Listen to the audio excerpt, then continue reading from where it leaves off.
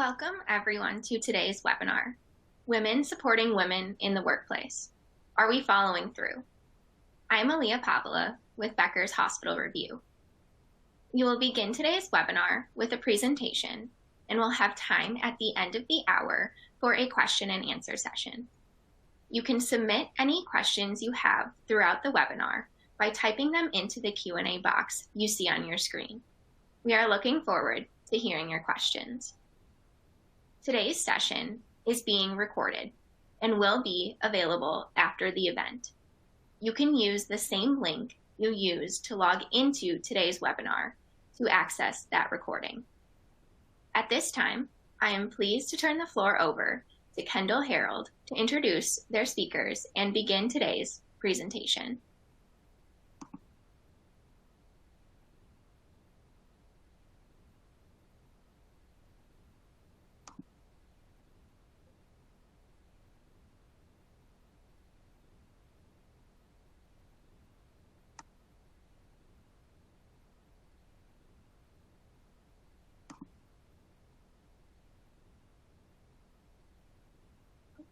Kendall, I think you may be on mute. Can you hear me now? Welcome, everyone. Sorry about that. Briefly, we'll review today's agenda. There's the introduction, then we're going to get to the panel discussion, and then right into a Q&A. So just a reminder for the audience to put in your questions via the Q&A box. Now I'd like to introduce our speakers. We have Shannon White. She is the Chief Operating Officer of Ensemble. Tanya Robbins is a Vice President of Revenue Cycle, and Amy Summers, she is the Vice President of Marketing and Communications. So before we jump into today's really candid conversation, we just wanted to set up some stats for you to really review women in healthcare. And these stats are coming from Modern Healthcare as well as an organization called Catalyst. So there are 80% of healthcare, 80% of the healthcare workforce is made up of women. So that's a huge number. But when you really look at the female leadership and break it down, when you get into that C-suite and that really manager and above level, we're looking at only about 19% of hospitals are led by women and only 13% of CEOs in the healthcare workforce. So let's get right into this open discussion. And Shannon, I really want to pose this question to you first. You know, Women Supporting Women has been a movement for years, but when we really look back and think on it, do you think we're really, truly following through with that? Well, Kendall, thank you. And I would just like to take a moment to thank everyone for joining today. This is a very candid conversation. It is a topic that is near and dear to my heart, as well as I know Tanya and Amy's. And so I would just encourage the audience to join in the Q&A box as we walk through this and tell us if you can relate to what we're talking about. But let's get right to it. Do I think we're following through on it? I have a divided opinion on this. I'm just going to be honest with the audience. You know, we're flooded in the media with the concept that there's power in the pack and that women who support other women are more successful. However, what I would suggest to you is that this takes a significant personal control and focus to do so. I'm just being very self-aware, and I'm wondering how many of our audience can relate to this. We're emotional creatures. We're going to talk about emotion a little bit later in this. But we also are built to be competitive. We are encouraged to be competitive, and we're going to spend some time on that. At the very heart of the women's movement, it's about supporting women to achieve positive results, not only in the workplace, but my goodness, in life in general. And you know, I think your statistics are very real to what we see in our industry. But here's another statistic that I want to give the audience real quick before we continue on our conversation. Recently, it was published in the Journal of Development and Learning in Organizations. 70% of female executives feel that they have been bullied by other women in the workplaces. And they believe that such bullying has actually stunted their professional growth. You know what that tells me, Kendall? That tells me that we have successful women leaders giving up because of the way they're being treated in the workplace. So let me preface this and let me just say, I have had and I continue to have some of the most amazing female leaders in my life that contribute to my everyday development. That's both professional and personal. So I don't want to displace that. But when we get straight to the heart of what we're here to talk about, I don't believe we always follow through on women supporting women. I think we have to hold ourselves honest and say that I have seen personally in my career some women who hold very significant titles in our industry attempt to destroy other women as they see or perceive a threat for attention. It could be a promotion. It could be just a variety of ways that I see this. I've seen women purposely slander other women, gossip about other women, and just simply disregard them in meetings and defer to a male counterpart instead of their woman counterpart. You know, I've been coached by other women that this is only a survivable method for a woman to hold in an executive leadership position. You must destroy. And I just don't believe that that's true. I don't believe that I have to lead like a man. I also don't believe that I have to destroy other women to be successful in my career. I think finding myself here more than once, and what's tragic is that we often see women leaders try to work through it on their own. And I think that part of that comes from the fact, let's just be honest, I'd love to hear from the audience on this one. A lot of our men counterparts don't want to deal with the drama. And they use more condescending language such as, please don't cause a cat fight. When really it's not about that. It's about leadership 101 and how we're using our teammates, whether female or male, and whether or not we are possessing all of the attributes to successful leadership. So it hurts my soul to see women who try to go at this on their own. And what I would say is, just to summarize this up, the fact of the matter is both men and women benefit from having a network of well-connected peers across many different groups. And I'm hopeful the audience finds themselves with 4 women today from Ensemble that we would love to network with you post this. And we would love to be a sounding ear, and you be a sounding ear for us as we maneuver through some of these issues. I lastly believe that as women, if we want equal pay, equal treatment, and so on, that we are very solid advocates for, then we have to achieve equal rights, and it starts with us as women treating each other as equals. Amy, I would love to hear your thoughts on this. Thanks, Shannon. That stat that you shared really resonates with me about the majority of women having experienced stunted growth due to mistreatment from other females. Unfortunately, I've experienced that with an executive female leader who actively stifled my growth by intentionally excluding me from high-profile projects, failing to acknowledge the extra effort I put into my daily work, and showing disregard for my opinion and downplaying my successes in front of other leaders. But when I think of women supporting women, I think the key phrase is supporting, to me, which implies an active demonstration of support. So I've been in work environments where I haven't been hindered from other women. They haven't stood in the way of my growth or my professional progress purposefully. But is that really support? I've been fortunate to have female executive leaders who have actively supported me. One in particular who really helped shape the path of my career. She advocated for me. She gave me opportunities to demonstrate my leadership capability on high-profile projects, and gave me the visibility I needed, and more importantly, helped cultivate the confidence required to successfully grow and advance in senior leadership roles. She also helped me navigate my work environment and career path by sharing her challenges that she had faced in an industry dominated by men, helping me learn how to overcome obstacles, position myself for success, and have difficult conversations. She also set a strong example of what an engaged and present mother was while being a hard worker and exceeding expectations at work. That didn't mean missing the basketball games on the weekends. And in fact, she set really strict boundaries for work-family balance, which I really admired. But she worked really hard. She had a high say-do ratio and an incredible commitment to quality. So to me, she set the example for what I hope to emulate as a leader and as a female advocate. Tanya, how do you see us following through on women supporting women? Yeah, thank you, Amy. So much like both of you, I've had a mix of both experiences. I've had some great, phenomenal female leaders who have and do support me and other women. They've, much like you, Amy, they have emulated that work-life balance that demonstrates for me that I can do it all somehow, and it doesn't have to always fit those perfect hours and can have some flexibility. And yet they somehow motivate me in those times where I feel like, oh, it's too much to drive and strive for more for myself. You know, they led by example, and they allowed me to develop under their leadership and their wisdom. And much like you, I'd like to believe as a result of that, I emulate those traits for people that I get the exposure opportunity to lead.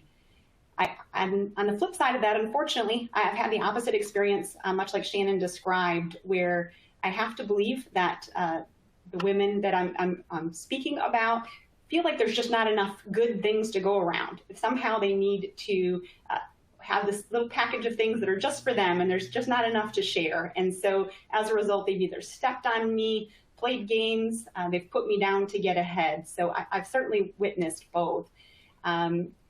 Specifically, Shannon, one thing I'd like to react to about one thing you mentioned that really spoke to me when I heard you speak about this is that competition piece. So I do believe that it has been, since the day I remember ever, it's always been, you know, you got to be the best, you got to be the best. And that be the best mentality can lead to a poor self-image, right? Because you can't always be the best. And so it starts to challenge you.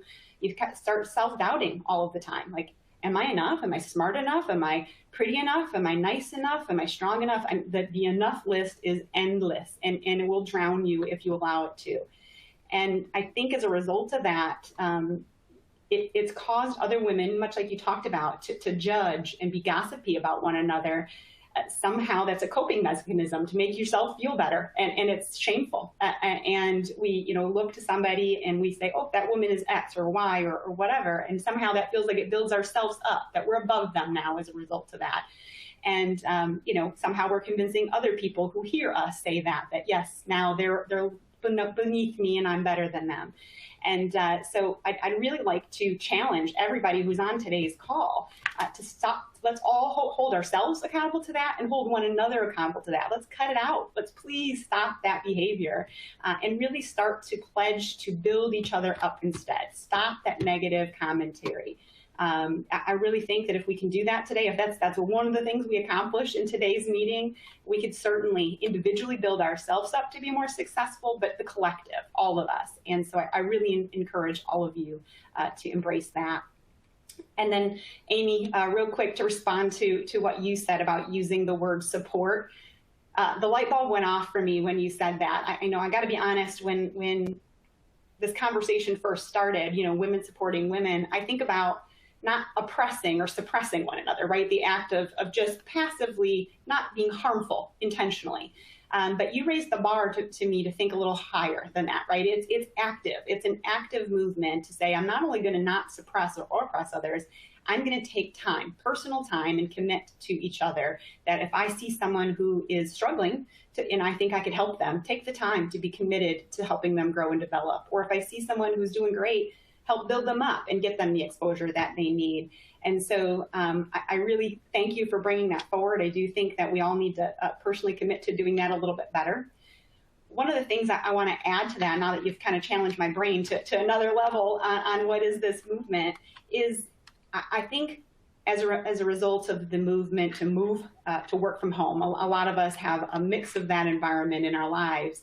And one of the things I read recently was a Robert Half study where they said that 70% of working professionals who have moved to a work from home environment are now working weekends. And another 45% of that population are regularly now working more during their business hours.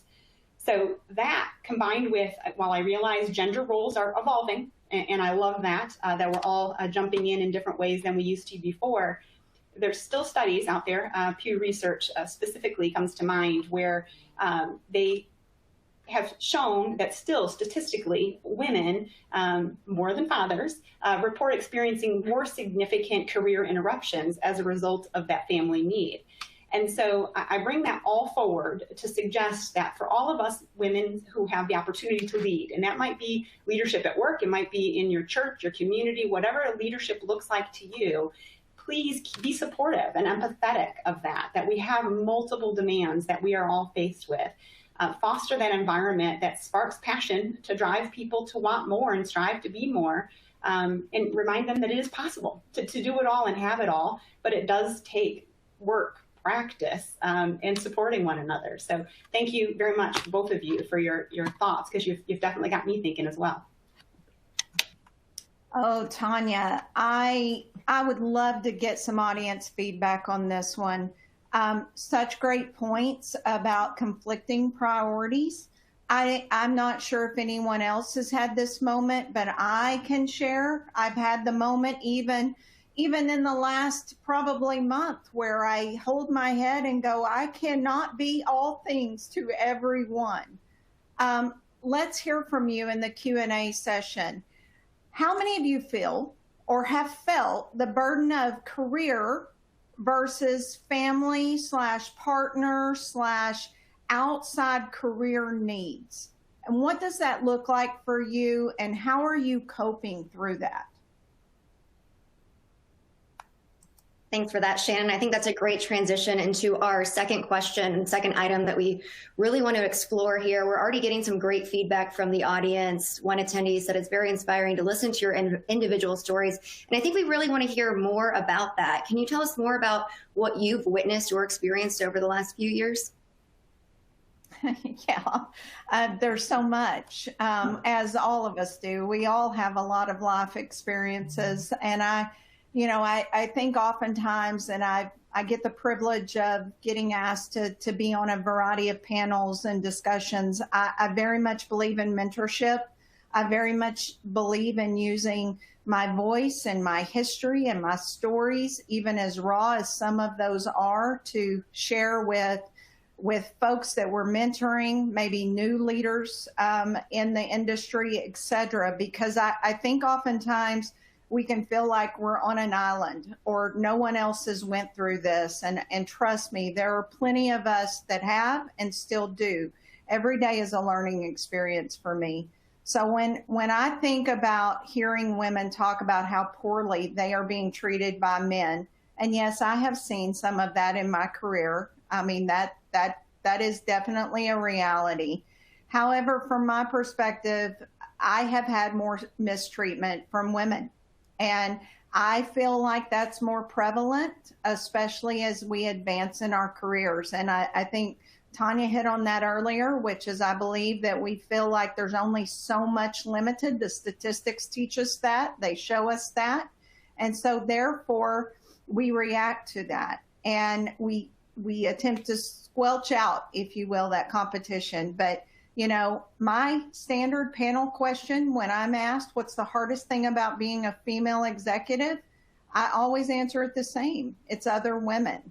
And I think that comes from a variety of aspects. I think we label. I think we stereotype.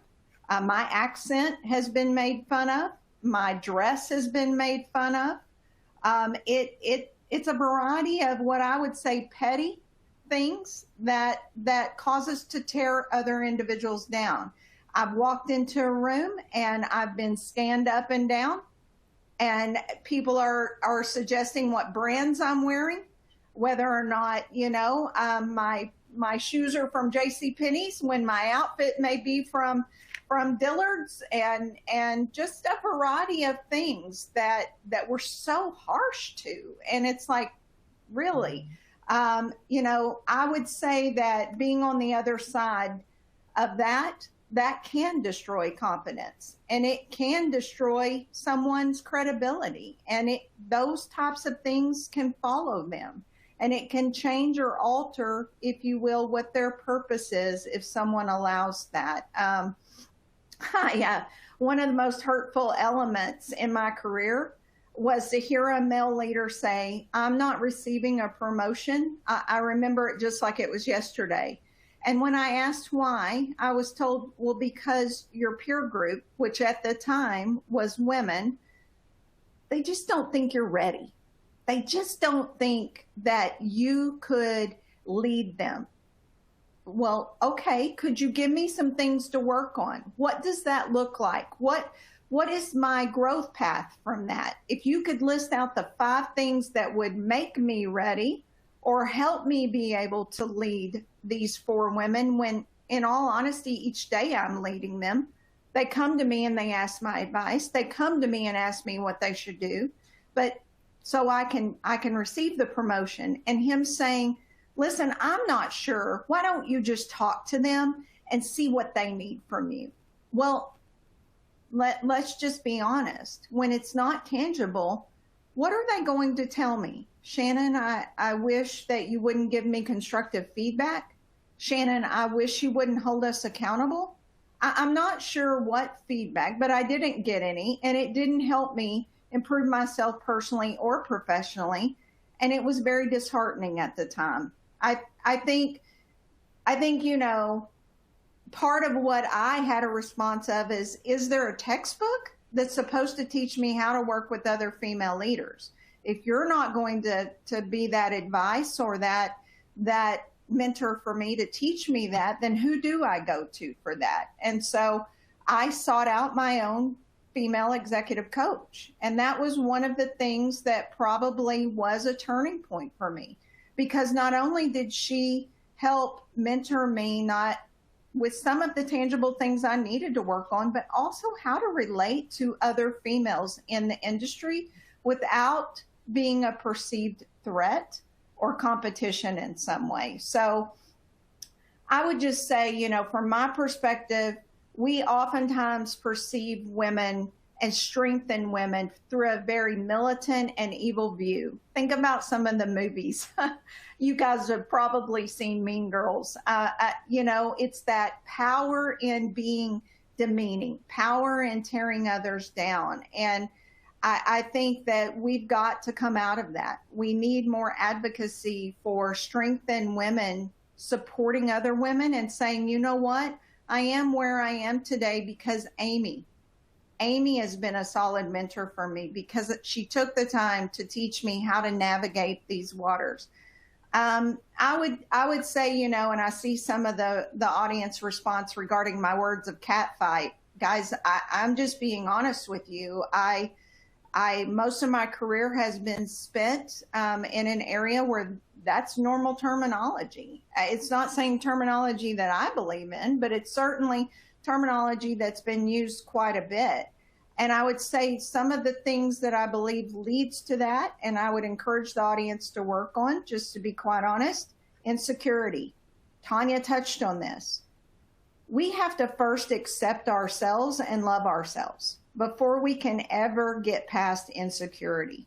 And I'm not saying that I walk every day as a fully confident person. There is always something that can cast those doubts of insecurity in my mind. But what I find great reward in is that I'm surrounded by individuals, both female and male, that say, hey, listen, you know your stuff. Hey, listen, you're a good leader. Hey, don't think these things of you. And that I'm vulnerable enough to share that openly to get that feedback. So insecurity is something that I see drives much of this behavior. Domination, we've talked a little bit about that. I want to control. I want to be in charge. I want to annihilate you. I don't know where that comes from, because what I would suggest is we should be just thrilled to watch a female leader grow within our industry, within our personal lives, and be successful.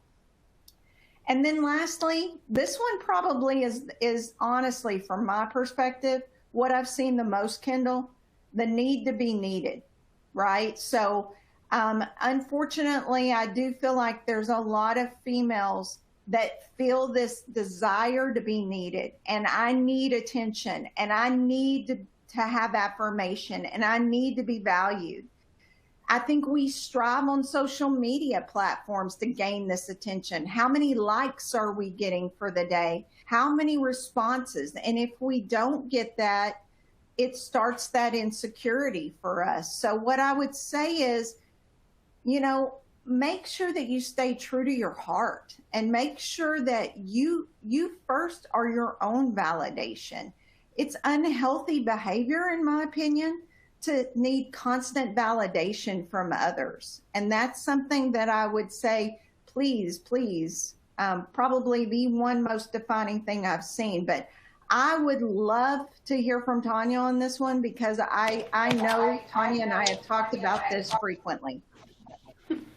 Yeah, thanks, Shannon. So it's funny you referenced the movie Mean Girls, because what I'm about to respond in is a lot like that. So in the last few years, my experience has unfortunately been a little bit of that mob mentality, right? It's that clique, it's the cool kids, it's the not cool kids, whatever. And so as a result of that, sometimes I've been judged, right? I have certainly been judged by my appearance by that clique, because I didn't dress a certain way, I didn't talk a certain way, I didn't act in a certain way that they thought was cool, and has had negative connotations and experiences as a result of that.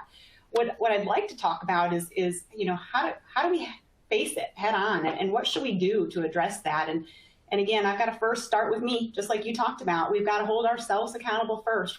Unfortunately, none of us are perfect, and we need to start and think about, wait a minute, am I participating in something that I wouldn't want others to do? And so first start there, and then be that person who is vulnerable enough to hold one another accountable.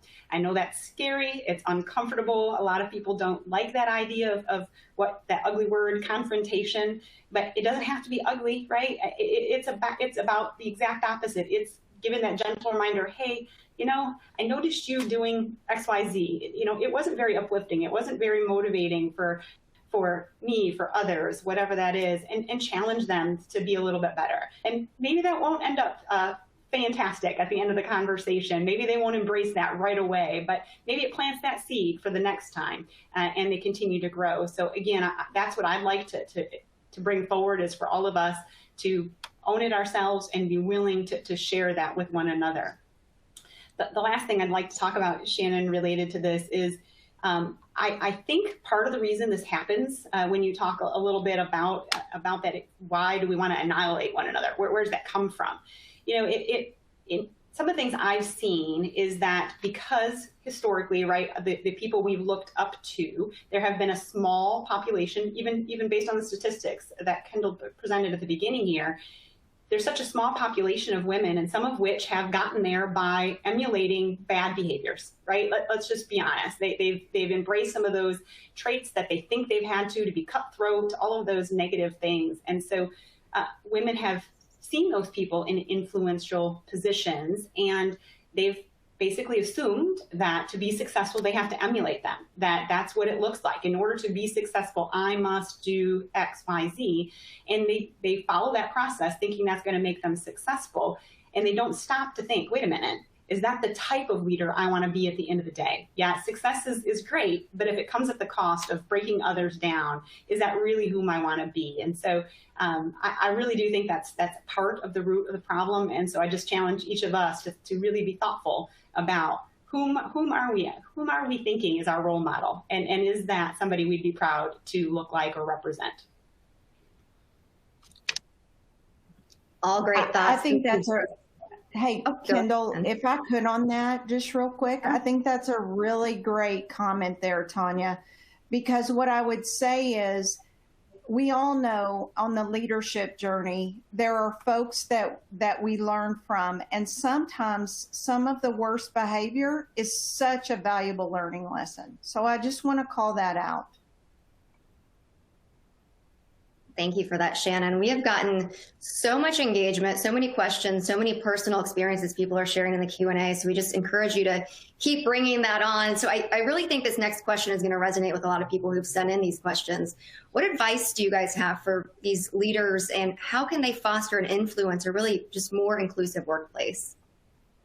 Yeah, this one's touching to me, because my advice is gender neutral. This isn't about a female versus male element at that point. When I think about this, I think that it's about fostering equality and just inclusion within all individuals.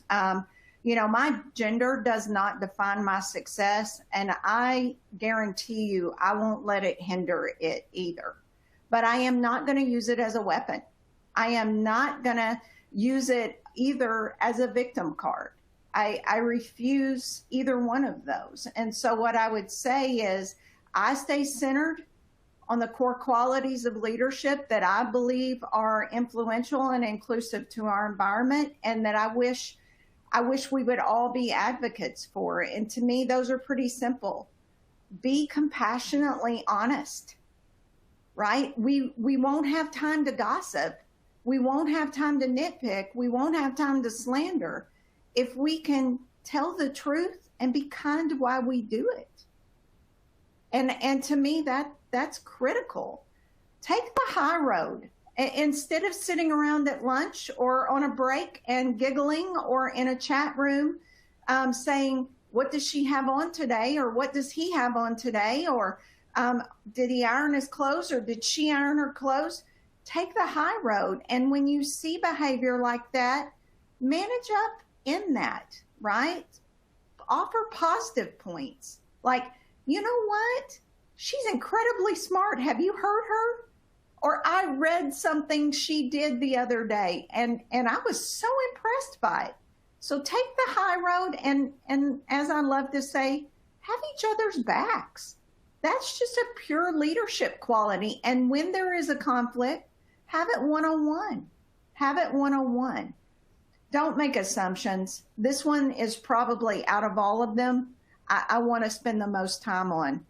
Everyone has a story, and not all those stories are love stories. I can promise you. All of us have a past. It doesn't have to define us. And everyone has stories that have helped mold and lead to why we are and who we are today. So I fully recognize not everyone is vulnerable. Not everyone has even embraced the level of vulnerability that many of us have.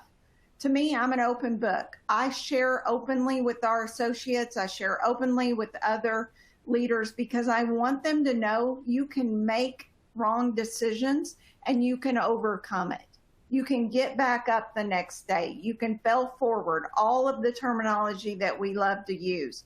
But what I would tell you is that hope is there, and hope has a strong heartbeat. It truly does. And so please make sure that you don't make assumptions and you don't stereotype individuals.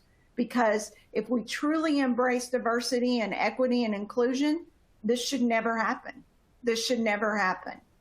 And then I would say, be the best version of you. You don't have to have someone else's leadership style to be the best version of you. You know, probably one of the most offensive things that I've ever had said to me, which is, why can't you just lead like a man? Shannon, you're going to have to toughen up if you want to be at an executive table full of men. No, I'm going to be the best version of me. And yeah, that version may talk too much. Yeah, that version may have some tears behind it, but I'm going to be the best version of me, because that's what makes me successful. So I would say, stop comparing yourself to others. Be the best version of you. Encourage networking. Encourage networking. I'm making it a point to reach out to other female leaders and say, hey, I don't know you very well, but I met you this one time. Can we have lunch? Can we have breakfast? Can we get a cup of coffee? Can we just connect about us as individuals? And then we can talk through some work. I'd love to do that, but I want to network first, because I think networking and cheering each other on is a big opportunity for us. Because in my opinion, and I hate to say it this blunt, but I'm going to, we need to stop saying we deserve a seat at the table, and we need to build a table of different opinions, different outlooks, and different perspectives. So let's get away from stop saying we need a seat at the table. We're offered a seat at the table. We just need to build that table differently and build it bigger. And then I would just say the last one here from my perspective, and again, back to just good old leadership qualities, understand that our legacy will never be about the brands we wear, the shape of our bodies, the height of our heels, which by the way is oftentimes a topic of discussion. The vibrant colors that make us feel alive. I had someone tell me one time, please don't ever wear red pants again. I wear red pants every chance I get. That become a part of who I was walking forward. But that's not our legacy, and it will never be defined that way. Our legacy will always be a combination of how we live each day and the simple impact we have on each other. So Tanya, I would just say, when you think about that, what do you look at and what do you recommend as ways leaders can build a more inclusive environment? Yeah, Shannon, it's interesting that, when I hear about inclusivity, when I hear that word, something that resonates with me is, let me center it a little bit. I love sports. I like to play sports more than I like watching them. I'll be transparent. I really like participating in sports. I don't care if it's an individual sport, love track and field, or if it's a group sport, such as basketball, right? I absolutely love basketball. So when I think of this comment about inclusion, I think about a basketball team that I was a part of. So this basketball team was really successful. We were very powerful, very successful, very competitive, and took our status to the states, and we were really proud of ourselves. And when I think about that team and why was it successful? We had a phenomenal point guard. She was outstanding, light years better than her team, frankly. No competition. She was just above the rest of us. She had played with other teams through summer and so forth, and had played with others who were extremely strong, much like her. That team wasn't as successful as it was when she played with us. And so, in reflection, it started me thinking, why? Why again did that work? And to me, it boils down to inclusion. She could have chosen, when she, looked around at her future teammates, whom, were a very mixed crowd. Let me be honest. We had, different cultures, different ethnicities, different races, different talent levels by far, all different shapes and sizes. And so she could have looked at us and thought, wow, what a bunch of misfits that I get to be partnered with.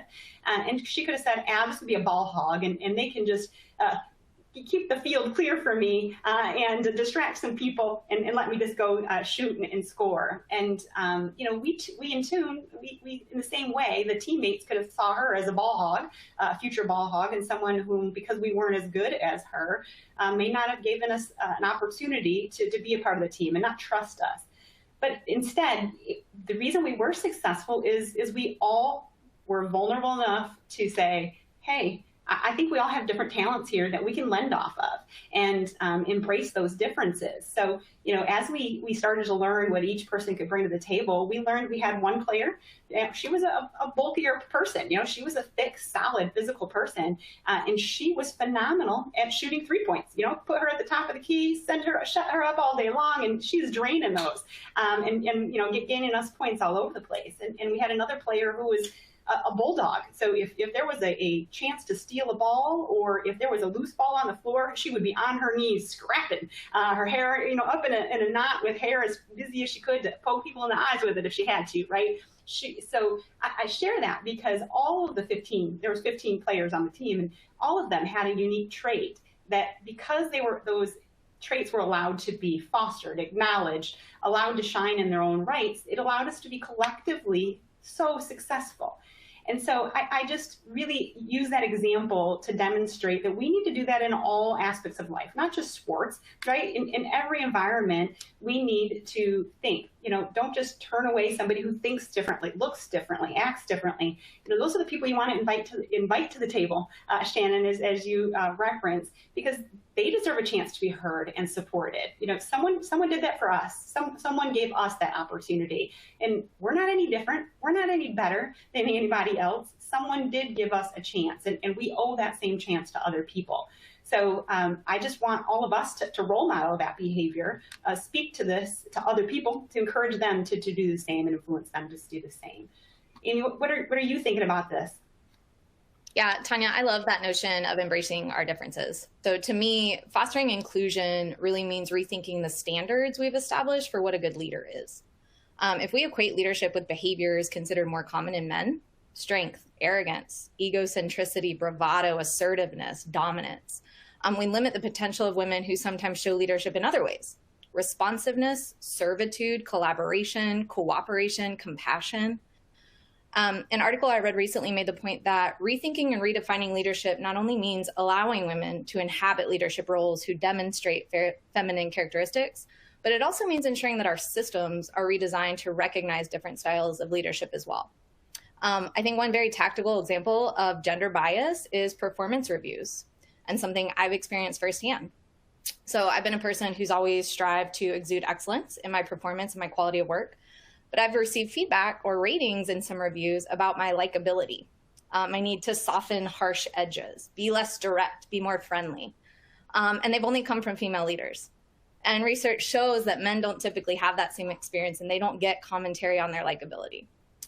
So we just need to critically evaluate and challenge our expectations of women and determine if we're fostering inclusivity or reinforcing that exclusivity with those standards. Shannon, to your commentary about, stop saying we deserve a seat at the table and build one. Like, I completely agree with this. I've also, though, spent time fighting to get to the table and been hindered by people who refuse to help me open the door, give me an opportunity. And often those are women. The first time I was invited to present to a CEO by that actively supportive female I mentioned earlier, it was transformative for me personally and professionally. All I needed was that opportunity, that visibility, and then it was mine to make or break. So from that moment on, I realized that as leaders, we have an incredible amount of power to actively support, nurture, foster upcoming leaders in our organizations, and take the time to recognize someone's potential, help establish her credibility, give her opportunities for visibility. And that's something I'd encourage us all to actively pursue. Great, thank you.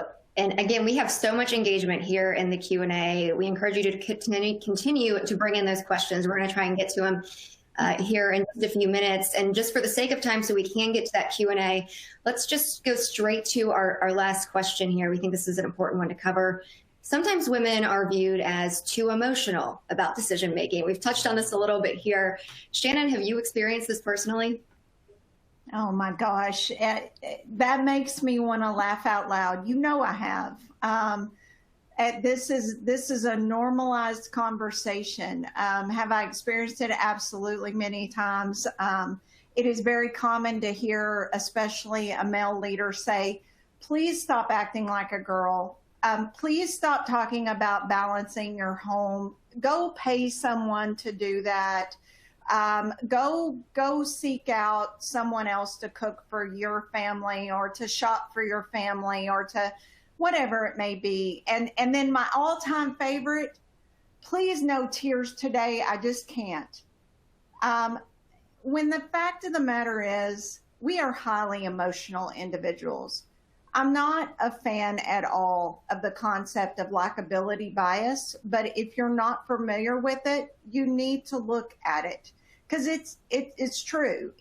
Likability bias is defined as the tendency to find women less likable when they don't meet the expectations of traditional gender roles. So, should she be at home taking care of her children? Should she be at home cooking? But how I relate that when I think about likability bias is through observations and feedback. I mean, I'm seeing that in the chat room right now. Women being accused of being too aggressive, women being accused of being too outspoken. Think about this. Think about this very simple example. When a man storms out of the room because he's not happy with something from a business perspective, the budget's not right, we didn't have the right monthly results, he's described as passionate. But if I storm out of the room, I'm labeled as unstable and unprofessional and highly emotional. And if you tell me that you've not seen that or you've not experienced that, then I'd love to talk to you one-on-one. There is a definite gender bias in the workplace, and it can be destructive. You know, I find these days, personally for me, that what comes out of people's mouth in business is overly sugar-coated. It's scripted. It's polished beyond recognizable. And I think when you provide genuine emotion, it can be startling to others. I would say to all of the folks blowing up the Q&A right now, do you think that I've been told that I'm too aggressive throughout my career? Do you think that I've had the feedback regarding Amy that says you're rough around the edges? We need to calm you down some. Of course I have. And some of it, just to be quite honest, folks, is true. Some of that feedback is very well warranted, and some of it was very much needed and still is today for me. I know what my tendencies are. I think we owe it to ourselves, and especially when we're mentoring and leading others, to constantly work on how do we be compassionately honest, but also kind. And I think that we can't hide behind being aggressive and saying that's who we are.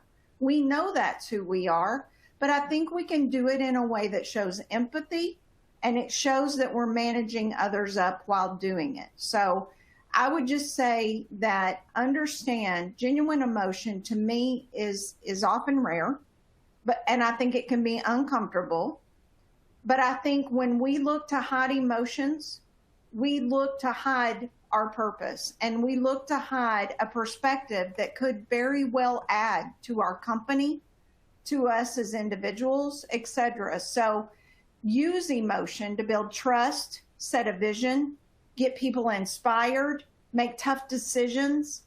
And I think sometimes you got to use emotion to take a risk, and just know you're going to sometimes fail when you do that. But for me, simply emotion helps me prioritize on the front, and then helps me motivate on the back. And I think you should be in touch with your emotions. I know what triggers certain emotions within me. I'm very self-aware in that regard.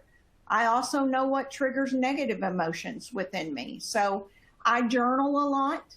I'm not sure if others do on the line, but I will oftentimes write down what triggers certain emotions within me, so I can work on those, because I think that's natural human behavior to have that. I think the other thing that I can't stress enough is having the right team around you will help you balance your emotions, right? Having the right team to say, hey, Shannon, let me give you a different perspective on that. I think you're taking this too personal. Or, hey, Shannon, I understand why you're maybe frustrated with this. Let's dissect it and see how we talk about that. So to me, sheer team synergy helps me more on a daily basis. And when I say team, I'm talking about my female team. I'm talking about my friends. I'm talking about my family. And I'm also talking about folks that serve with me on an executive team, everyone that I network and interact with. So I'm just going to be honest with you. If I didn't have emotion in my life, I would be paralyzed. I would not know how to act in a lot of situations, right? When I have emotion and I feel anxious, I prepare more. If I'm angry, I want to find the source of that aggravation. And when I am happy, I want to do more of that. So I use my emotions to help promote my day-to-day activity. But Tanya, I really see you nodding your head here. And so I'd really like to hear from you. What has your experience been with too emotional? Yeah. So have I been accused of being too emotional? There's no question. The answer is yes, I have. I'm not a crier necessarily. That's not the emotion I demonstrate, but I demonstrate some of the other emotions you touched on, more so than others at times. But the one thing I want to call out is I don't see emotions as a negative, much like you just talked about. I see those things as emotions are the things that power us forward. They're the things that motivate us to get out of bed. They're the things that when other people would normally grow weary of, that we're still charged. We're still like, no, we got this. I got this. I got to get this. So it drives action. And much like you talked about, it's really a matter of of balance of those emotions, knowing what triggers us, what doesn't, and when to choose to allow those emotions to speak at that time, or using those emotions to say, wait a minute, I'm self-aware that this may not be the time to speak about X, Y, or Z. I need to give myself a minute, give myself 24 hours to decide, am I still feeling as emotional or as powered by that as I did the day before? And if I do, then act on it, but probably do so in a more balanced position that I'd be more proud of. So I'd really bring it down to that. For sure, I've definitely had too much emotion. I've definitely demonstrated that. Again, I don't think that's bad. I just think we need to learn how to navigate that for ourselves. Amy, how about you? Yeah, I mean, I love this question. Of course, women are emotional. Humans are emotional. It's just a matter of which emotion is being expressed, how, and by whom, exactly to Shannon's point, whether it's seen as passion or seen as emotion. But I completely agree that emotions are a strength. It's authentic. And I think the best leaders are the ones that are the authentic ones, the ones being okay with not being able to hold back tears while delivering difficult news, refusing to end a conversation because they feel passionate about the outcome. And I, like Shannon, you mentioned, I strongly equate emotion with empathy. And I think empathy is what makes some of the world's best leaders. So being able to put people first, knowing that the team is stronger and makes better outcomes, allowing yourself not to forget what it's like to be an individual contributor, being able to be in someone's shoes, and making decisions that consider the people impact, not just the business impact. So to me, those are the best leaders, which is why I strive to keep empathy and emotion at the core of my leadership style and purpose. Yeah, Great. I really want to get to the Q&A session. First of all, thank you again for the enormous support through the Q&A. I want to get there, Kendall. So if I could, on behalf of Amy and Tanya, let's wrap this up. And then let's get to some of these solid items coming through the Q&A and what time we have left.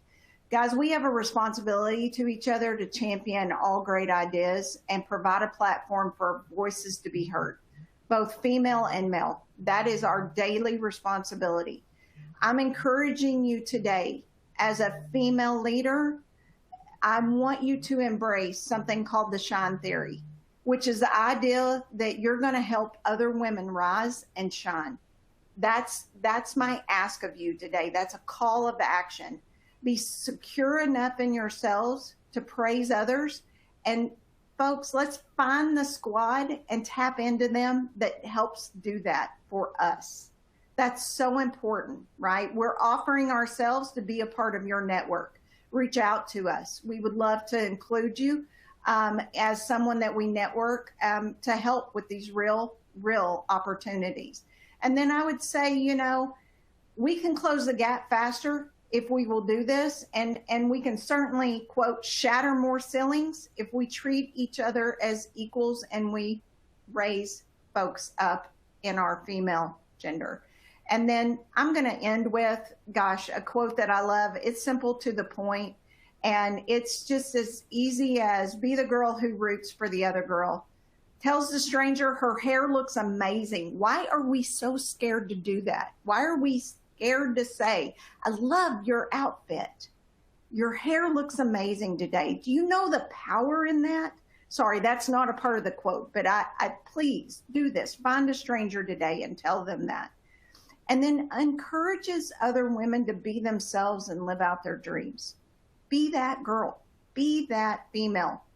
So, Kendall, back to you. Let's see if we can cover some of these items. Yeah, there are so many great questions here. I wish we really had the time to cover all of these questions and commentary. Really, the audience really chime in with lots of commentary here. I think the first question I want to ask, we have a lot of men in the audience, and they have a lot of questions for you guys. What advice would you have for men who are mentoring young women? So I could go ahead and start with that. I think, to me, most of my perspective is around, again, unconscious bias. Some of you mentioning that in the Q&A in the chat box. Understanding gender bias, again, as unconscious oftentimes. Really challenging, is the expectation we are setting for a woman the same that we would be setting for a man? Same thing about emotions, performance, harsh edges, directness. Would you ever give commentary or feedback to a man that he's being too direct, too assertive? And if the answer is no, then rethink the way that you are mentoring or training that individual. And again, most of what I go back to is just ensuring that we are giving visibility and opportunity to everyone, regardless of, again, what our standards might be for what leadership is. Give somebody that seat at the table, even though they might be the quiet one in the room. Make sure everyone has a voice. I think just that inclusivity would be my recommendation. Yeah, I would just add to that, Kendall, and say I am proud that because of a lot of strong male leaders in my life, including today, they have helped give me a perspective when I need it most about settling down my emotions, about how they perceive something. I would say, in question to the advice, listen, please listen to her. Please listen to the female leader that you're mentoring. She has something that she needs to say. And sometimes it's just about saying it out loud, and she can answer her own path, but she needs to be able to use a sounding board to say, this is how I'm feeling. And I would say that there are some times that I have seen male leaders, again, react and say, I don't have time for this, or you're making me feel uncomfortable, because it is heading into an emotional discussion. But I would say if there's a piece of advice, it would be, please continue to offer a different perspective. I think the male leader offers a very different perspective than a female leader would, and it is so much needed as we navigate opportunities as a female leader. I would say the other thing is I have found that some of the most inspiring, confidence-driving advice has come from male leadership, which is, Shannon, you are strong enough. Shannon, you are tough enough. Shannon, your accent means nothing, right? Results mean everything, right? So that concept of being factual and to the point that most male leaders bring is very helpful in times when I need it most. Tanya? Yeah. So it goes back to me to that emotion comment, right? And emotions not being a negative thing. So I would encourage that male leader to embrace that emotion and use it as power. So if you equate that to, right, that comment that I mentioned about emotions being powerful and motivational, think about how you can channel that energy in a very positive way. So be creative in the thought about how can you listen, right? Understand what they're trying to accomplish, and how can you harness that emotion to drive something positive in whatever experience that is. And I'm absolutely positive you can do it. And I'm glad to coach anybody if they have specific examples, but that's what I would encourage, is really think creatively about, wait a minute, this person's passionate about something. That passion is so powerful to get you to accomplish really great things. Be open-minded about that and be thoughtful about how you can use that constructively if it's being presented to you in a way that's not constructive. Great. Now we've had so many questions come through. I think maybe we can extend this just a few more minutes to get through some of the questions, because the discussion is obviously very meaningful and impactful for a lot of these attendees. One question that came through that I thought was interesting, we've touched on mistreatment coming from the top and coming from your leaders in the past. What happens when that mistreatment is coming from maybe someone you've been mentoring or a protege? How do you deal with that? Have you experienced it? And then any advice, I guess I would say, to mending that relationship and continuing to mentor that person? So I think that's an interesting, one of the things that I've found most helpful to navigate those types of difficult conversations is something like a personal assessment tool, something like a DISC assessment we do here. That gives me a grounded foundation to explain my motivators, my stressors, where I'm coming from, my work relationship. So to me, I try to step back, have an objective conversation about it. Why is this happening? Here's what I'm perceiving from the situation. Here's what I need to be successful in my role. What do you need? And just trying to work through that again with some sort of objective foundation, so you guys can have kind of the same language and a dialogue that's not just emotionally driven. Yeah, and I would say I take that slightly different, if you will. I feel like you owe a responsibility to your mentor to also mentor them, right? They're human beings too. And so they are taking a lot of time and investment pouring into you. And it's your equal responsibility to say, hey, Shannon, hey, Amy, you said this and it made me feel this way. And it would have been more helpful if you would have done this. Or, hey, I watched you do this, and just offering a suggestion. That's part of the mutual relationship. And we need to commit to not just always being poured into, but offering to pour back into those who pour into us as well. So that's what I would offer. I can't say it any better. I think mentorship is reciprocal. And I think, again, if we're growing every day as people and leaders, we have to get just as much out of those that we mentor. And we have to recognize that when they do fail or they have a slip up, first of all, we have to be there for them. We have to coach through that. But we also have to look internally and say, what is the dynamic that's causing that? And I guarantee you, if we do that, there's a learning example there.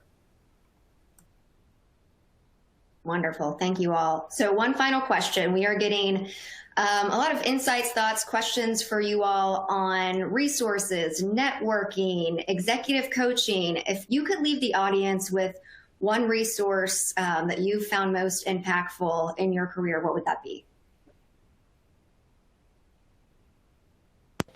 So I'll step in again. So from being newer to senior leadership roles, to me, it's not very formalized. I don't have a ton of formal resources to offer, like I'm sure Shannon does from her career. My approach has been to seek out others in an organization that I'm in or an organization that I've recently been in to find the women who are demonstrating the capabilities that I want to mirror or who are like minds that I can connect with, have conversations with, share. Again, here are the challenges I'm going through. Here's a dynamic I'm facing. Have you faced it before? So really seeking out that network where you can within your organization. Yep, and I'll lend off of that a little bit. I too would say that networking piece is probably the most powerful, and I would encourage you to step outside your organization. So I know that Amy, you just talked about within the organization, and I agree with that. But I think there becomes a perspective to going outside of your organization. Sometimes being a little bit more distance can give a whole nother perspective, and another industry can offer sometimes some things that I think we take for granted, that, oh, this is the way things are done. It's like, oh, wait a minute. It's not. We're going in the same circle we have for years. Let's pause. They're not doing it this way. Why can't we apply that to healthcare or in our unique industry? So I would just encourage you to think more creatively in that space. And it could be as well. It could be your church group. It could be. It doesn't even have to be defined in a construct of a professional in that space. It's people whom you believe are people you see traits in that you can benefit from. And I pray that's people that you run into at the grocery store. It doesn't matter where that group comes from. So just be really open-minded to where you see those shining traits that you really, really value in someone and think you'd benefit from it, and meet them and spend some time with them. Yeah, I would just end with saying, create relationships for life. To me, that's a key component of what I try to do, whether it's someone that I serve on a panel with, someone that I meet through HFMA, or someone I meet through, to Tanya's point, a local community event. If I see that there's someone that I can learn from, I can embrace, and that share similar values and attributes, I want to network with them. I want to create a relationship for life. And what's so amazing by that is I know then that I can call. There's a dominant female leader in North Carolina that is just a blessing for all that have heard her speak. And she is nothing in the revenue cycle healthcare space. I can call her today and say, hey, friend, will you come speak at an event I have? And she says, tell me where and when you need me. To me, that's a relationship for life. And she knows that she can do that with me too. Every chance we get, we're managing each other up.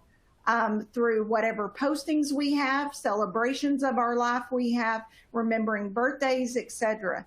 To me, it's about creating relationships for life. I would just tell you, though, please, every chance you get, you've got to do it with purpose. So if you go to an event, maybe think about, instead of just going to the education session, you walk around and you introduce yourself. You meet others. You talk with folks. You say, hey, I like what you really said in there. Can we talk more about that?